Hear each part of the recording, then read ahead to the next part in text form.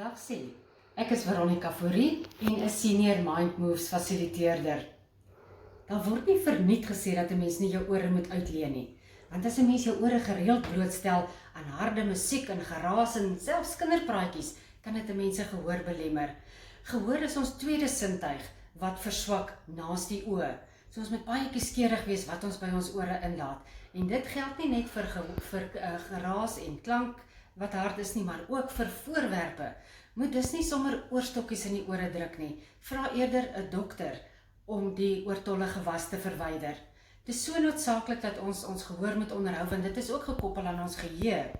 Van die oefeninge wat hiervoor help, het julle reeds by van my ander kollegas geleer, byvoorbeeld die antennaversteller, waar ons antennas, ons ore, 'n bietjie verstel deur die oorskulpe te masseer. Doen dit sommer baie gereeld. Dit het soveel voordele, dit helder ons brein op, dit help vir ons immuunstelsel, dit dreineer die ore van oortollige vog, so doen dit sommer baie gereeld. Dan het julle ook geleer van die palmstrekker, dat ons vir 8 tellings strek, en die vuiste dan styf maak, ook vir 8 tellings, en herhaal dit dan 3 keer.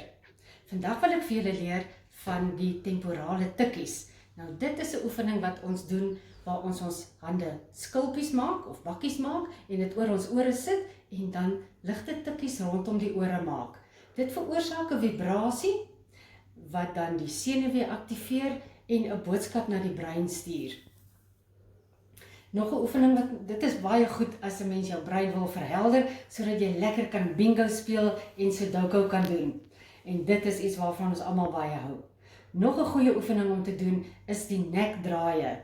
Ons begin deur ons postuur mooi regop te hou, asof hier 'n string krale is wat ons kan optrek. Sit mooi regop, haal diep asem en draai die nek stadig na links, so ver as wat jy kan. En blaas uit by die mond. Hou dit so vir 8 tellings.